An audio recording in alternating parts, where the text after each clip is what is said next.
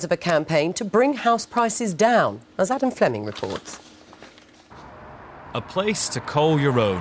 House prices started rising again last autumn. After a brief dip at the start of the year, the cost of an average home is now about £164,000.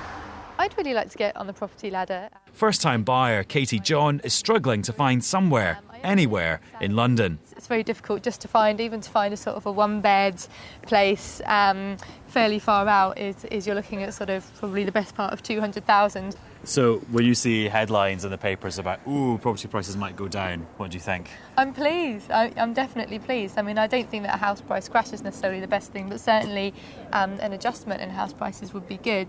It's certainly quite disheartening as a first-time buyer to read headlines which say, it's disastrous, the property market's, property market might fall a bit. That's not disastrous news for me or any first-time buyer. She signed up with a pressure group called Priced Out, who want the government to clamp down on property speculators. Maybe she's got an ally on the other side of the glass, in the shape of an estate agent I met who's glad that things have changed since the boom years. A lot of buyers that control the market believed that the market would keep doubling every couple of years, and there was a blind belief in the form that would happen. So everyone's had this sort of pill of cold hard reality that no, it won't, it will fluctuate. It's not a market that will always increase. But it's a home, and that's what people have gone back to at the moment. It's no longer investment first. It's, I want a home, I want to feel safe, and I want to feel secure. The government say they're helping more people realise that dream by ditching stamp duty for first-time buyers for the next couple of years. There's debate about whether that'll make any difference. Housing is a devolved issue, but the main parties at Westminster agree there's simply a nationwide shortage of new homes. They don't agree where those new houses should come from. A government minister who suggested we should all think about renting was practically laughed out of the House, so it looks like we're staying a nation of property owners, whatever the cost.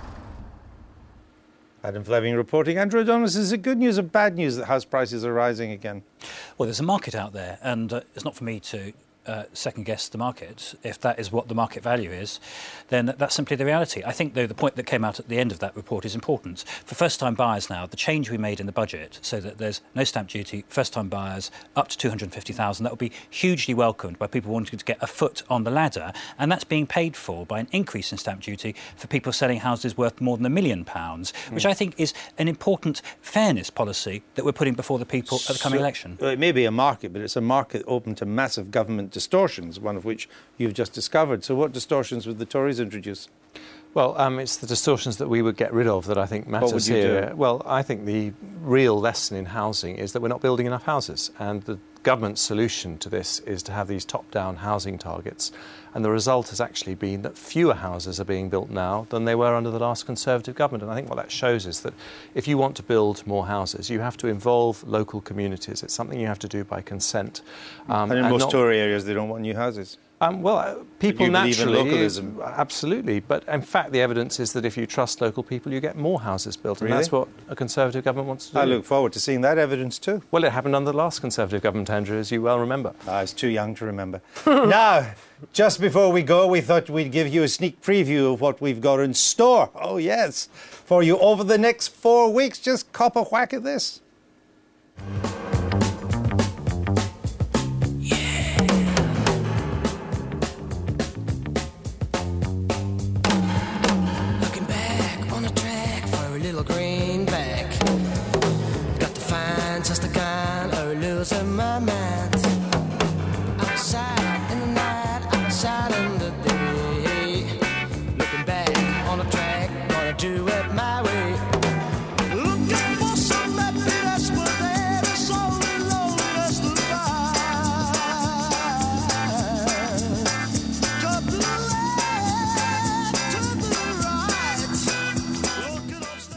So all that coming up between now and May the 6th. How could you miss it? We're going to give you Guess of the Year competition result tomorrow. So many of you managed to get it right. We're still printing out the winners. We'll pick the winner tomorrow. Thanks to all of our guests. A special thanks to Jeremy Hunt and Andrew Adonis for being our guests of the day. Yes, and Andrew will be back tomorrow at noon with all the latest election news, so join him if you can. Goodbye. Bye-bye.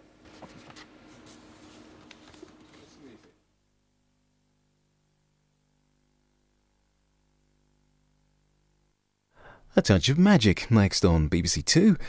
See here.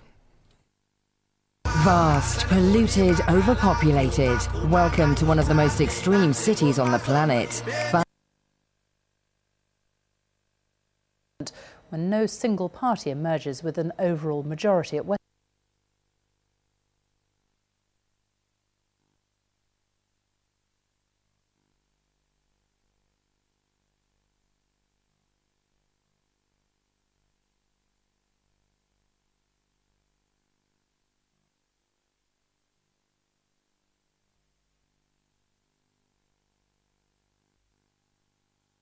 Massive as a tax on jobs. Our first report is from our political